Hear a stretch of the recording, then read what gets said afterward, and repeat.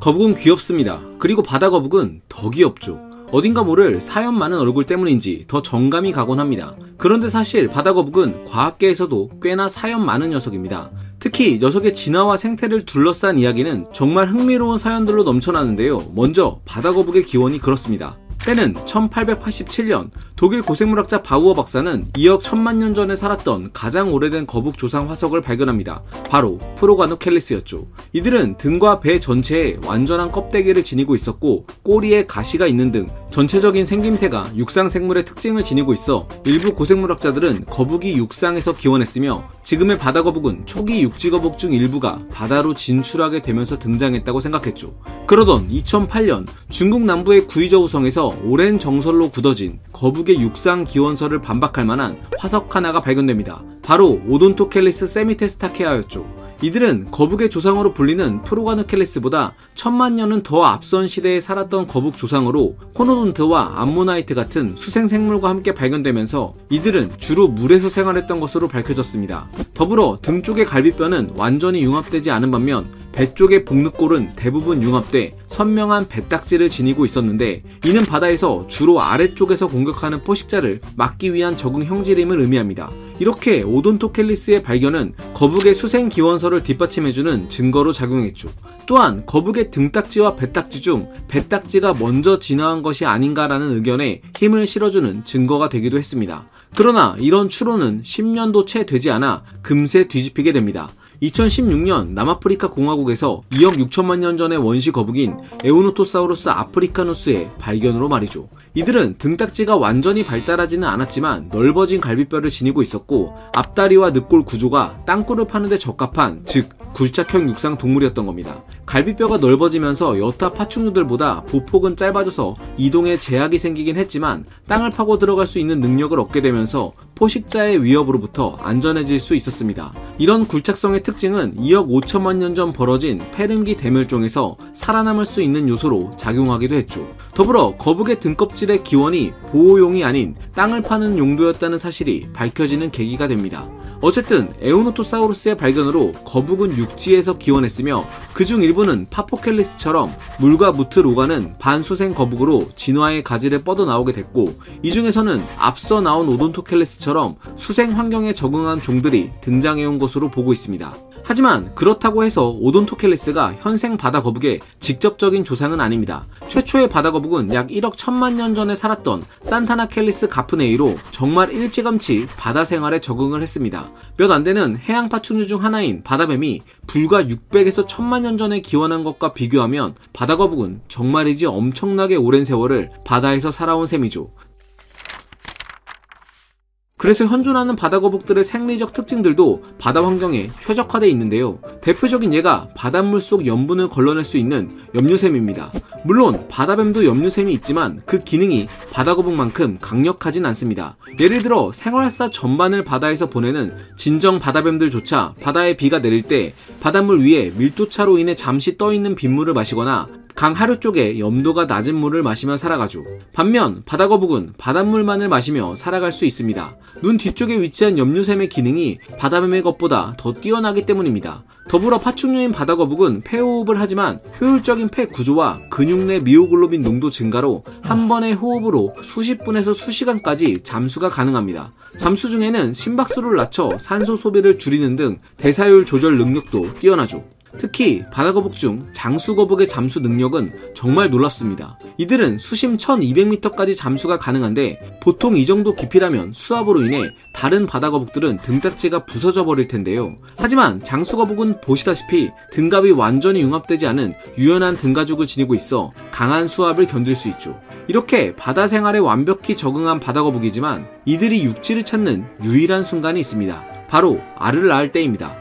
다큐멘터리를 보면 이들의 산란 과정은 정말 드라마틱한데요. 우리나라의 거의 유일한 바다거북 연구자인 국립해양생물자원관의 김일훈 박사를 만나 이야기를 들어봤습니다. 바다거북은 종마다 좀 다르긴 합니다. 올리브 바다거북 같은 종류는 아리바다라고 해서 수천 수만 마리가 한꺼번에 육상으로 올라와서 알을 낳고 많은 알 중에 내 알이 생존하기를 바라는 그런 전략을 가지고 있는데, 그에 반해서 푸른 바다거북이나 붉은 바다거북은 아무도 없을 때 몰래 가서 산란을 하는 그런 전략을 가지고 있습니다. 그래서 칠흑같이 어두운 밤에 육상에 올라와서 해안가에서 이렇게 육상부를 보다가 포식자가 아무도 없는 것을 확인하면 몰래 살금살금 올라와서 알을 낳고 돌아가죠. 근데 이 알을 낳고 돌아가는 과정이 아주 오래 걸리고 힘듭니다. 거북이는 육상에서는 빨리 다닐 수가 없기 때문에 안전한 곳까지 올라와서 알을 낳기 위해서 땅을 파는데 거의 1시간 이상이 소요되고, 그리고 그 땅을 판 다음에 알을 낳고 그 알을 다시 덮어서 은신하는데도 거의 한 30분 이상의 시간이 걸리거든요. 그렇기 때문에 내가 낳은 알을 잘 보호하는 게 아주 중요하죠.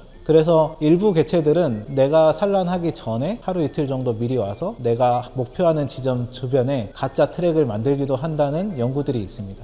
지금 보시는 그림이 가짜 트랙인데요. 일부 바다거북은 실제 산란 전에 몇 차례 올라와 걸음 자국과 함께 마치 알을 낳은 듯한 흔적들을 만들어 놓죠. 하지만 실제로 알은 없습니다. 이렇게 가짜 트랙으로 위장을 해놓고 나중에 다시 해안가로 올라와 진짜 알을 낳습니다. 바다거북은 산란 후 흙을 덮어 알을 낳은 곳을 평평하게 만드는데, 이 사진을 한번 볼까요? 바다거북이 위치해 있던 곳에 알이 있을 것 같지만 실제로 알은 긴 나무 막대기가 꽂혀있는 이곳에 묻혀 있습니다. 만약 막대기가 없었으면 너무 평평해서 알 둥지인지 전혀 알 수가 없죠. 실제 전문가들조차 바다거북의 산란 과정을 모니터링할 때 중간에 잠깐 한눈을 팔면 그 위치를 알기 어렵다고 합니다. 자, 그런데 말입니다.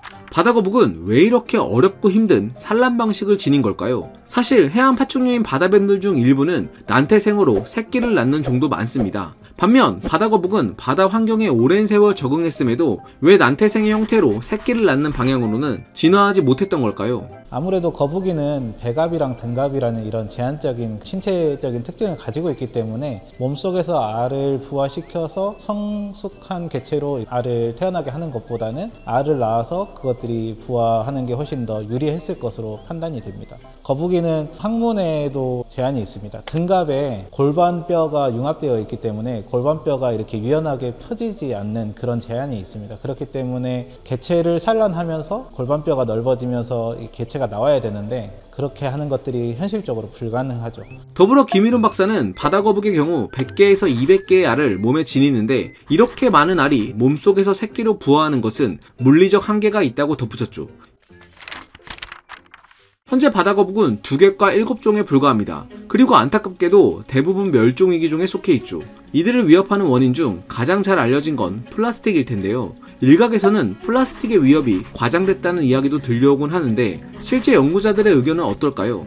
일반적으로 알려진 것들은 다른 물고기를 잡다가 의도하지 않게 거북이를 잡는 혼액이라든지 버려진 유령어구에 의해서 잡히는 유령어, 이런 것들이 직접적인 원인이 될 것 같고, 그런 직접적인 원인이 거북이의 폐사에 가장 크리티컬한 영향일 거라고 생각은 합니다. 그렇지만 여전히 플라스틱이 아주 큰 원인 중에 하나라는 것을 배제할 수 없어요. 왜냐하면 저희가 직접 우리나라에서 죽어서 발견되는 폐사체를 부검해보면 거의 모든 개체에서 플라스틱 쓰레기가 나오고 있는 실정입니다. 100%는 아니지만요. 그 중에 일부는 플라스틱이 원인이 되어서 장기를 막아버린다거나, 아니면 플라스틱 중에 뾰족한 것들이 장기에 구멍을 뚫는다거나, 아니면 플라스틱들이 모여있는 데에서 염증이 생겨가지고 장에 구멍이 뚫리거나, 이런 것들이 유발해서 장병변으로 폐사에 이르는 비율이 상당히 높습니다. 다른 사례로 죽는 케이스가 더 많다고 하더라도 플라스틱의 위험성이 결코 적지 않다라고 저는 생각하고 있습니다. 상어, 돌고래 이런 애들이 플라스틱 피해가 상대적으로 적은 이유는 걔네들은 내가 원하는 먹이를 찾아가지고 먹는 그런 능력이 있거든요. 근데 바다거북은 내 눈앞에 느리게 움직이는 것 중에 내가 먹을 수 있는 것을 먹는 편이에요.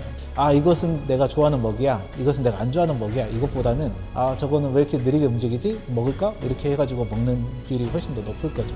혼액과 플라스틱 쓰레기 문제 외에도 기후변화 역시 바다거북을 위협하는 요소인데요. 국립해양생물자원관의 박일국 박사는 가장 큰 문제로 암컷과 수컷의 성비 불균형을 들었죠. 바다거북 같은 경우는 가장 대표적인 문제가 PSD라고 해서 온도에 의한 성 결정이 되는데요. 보통 29.5도를 기준으로 보다 높으면 암컷, 보다 낮으면 수컷이 태어난다고 알려져 있습니다. 그런데 이게 기후 온난화로 산란지의 온도가 높아지게 되면은 30도 이상이 된다 치면 암컷의 비율이 너무 높아지게 되는 거죠. 그렇게 되면은 호주의 그레이트 베리어 리프라는 곳은 세계에서 가장 바다거북 개체군이 많은 지역인데요. 그쪽의 북부 지역 같은 경우 태어나는 알들이 99% 이상이 암컷으로 나오는 것도 확인이 되었습니다. 더불어 박일국 박사는 기후변화로 인한 해조류나 해초류 같은 기존 서식지의 먹이가 사라질 위험이 있으며 지난 2010년 연구에 따르면 호주 북부에서는 해수면 상승으로 인해 기존 산란지의 30% 이상이 침수될 거라는 예측이 보고된 바 있다고 설명했죠. 다만 이건 예측이고 현재까지는 인간의 해변 개발이 바다거북의 서식지를 교란시키는 가장 큰 원인이라고 합니다. 이렇게 다양한 요인들이 바다거북의 생존에 위협이 되고 있어 세계 각지에서는 바다거북을 보존하기 위한 노력들을 기울이고 있죠. 우리나라 역시 이에 동참하고 있는데요. 2017년부터 국립해양생물자원관은 아쿠아플라넷 여수와 함께 바다거북의 인공 증식 및 방류 프로그램을 운영해오고 있습니다. 실내에 바다거북이 산란할 수 있는 인공 부화장을 만들어주고 그곳에서 바다거북이 산란을 마치면 알을 모두 수거해 인공 부화기에서 부화를 시도합니다. 그리고 새끼가 알을 깨고 나오면 따로 분리해서 사육하는데 이는 바다거북 새끼들은 서로 물어뜯는 경우가 많아 상처로 인한 폐사의 위험이 높아지기 때문입니다. 그리고 바다거북 새끼들을 길게는 3에서 4년 동안 기른 후에 인공위성 추적장치를 붙여 바다로 방류합니다. 해양수산부는 2017년부터 지금까지 성체 47마리와 어린 개체 139마리를 합해 무려 186마리나 성공적으로 방류를 시켰죠. 제주에서 방류된 바다거북들은 이웃나라 일본을 비롯해 일부는 베트남과 말레이시아 연안, 중국 하이난 섬까지도 이동하는 것이 관찰됐는데요. 여기서 생기는 궁금증 하나, 이들은 도대체 어떻게 바다에서 길을 찾는 걸까요? 모든 바다거북들이 대체적으로 지구의 자기장을 인식하는 능력을 가지고 있다고 합니다. 그것을 이제 체내에 있는 자체적인 나침반으로 이용을 하고 있고요. 그 자기장을 따라서 이동을 할 수 있게 됩니다. 그리고 심지어 지구의 자기장의 강도랑 정도를 파악해서 그 지역을 이제 마킹을 할 수가 있거든요. 그러면은 이 지역 같은 경우는 먹이가 많은 마킹 지역이다 하면은 해류를 타고 다시 돌아오더라도 여기가 먹을 데가 많은 데였지 하고 다시 이용할 수 있어서 추울 때는 한국 같은 경우 동해안에서 가장 풍족한 먹이가 있다고 판단이 되는데 저희가 위성 추적해 보면은 붉은 바다거북이 겨울 초겨울 때 되면은 딱 내려갑니다. 그 뒤에 이제 가을 여름쯤 되면 다시 붉은 바다거북이 돌아오는 경향을 보이는데요. 그때 돌아오는 게 결정적으로 자기가 이 자기장에 먹을 게 많다는 걸 알기 때문에 그쪽으로 돌아올 수 있다고 판단하고 있습니다. 오늘 우리는 1억 년의 시간을 유영해온 바다거북을 만나봤습니다. 이들의 얽힌 재밌는 비밀을 풀어가다 보면 자연스레 바다거북을 지키기 위한 노력으로 이어지곤 하는데요. 사실 바다거북의 보존은 단순히 한 동물을 구하는 것을 넘어 바다 생태계 전체와 맞닿아 있는 일입니다. 바다거북은 해초밭과 산호초지대의 상위 포식자로서 건강한 해양 생태계를 유지하는 역할을 수행하기 때문이죠. 더불어 바다거북은 바다 건강에 경고등 역할도 합니다. 플라스틱, 기후변화로 인한 성비 불균형 등의 사례가 보여주듯 바다거북을 연구하는 건 병든 바다를 진단하는 일과 비슷한 셈인데요. 저는 개인적으로 수억 년 동안 지구 바다를 누벼온 이 고대의 여행자가 우리 세대에서 그 여행을 멈추지 않았으면 합니다. 바다거북을 연구하고 보존하는 국립해양생물자원관의 노력에 많은 이들의 관심과 응원이 더해져 이 귀여운 생명체가 미래의 바다에서도 자유롭게 헤엄칠 수 있기를 바라봅니다. 과학은 세상을 보는 창, 지금까지 과학드림이었습니다. 감사합니다.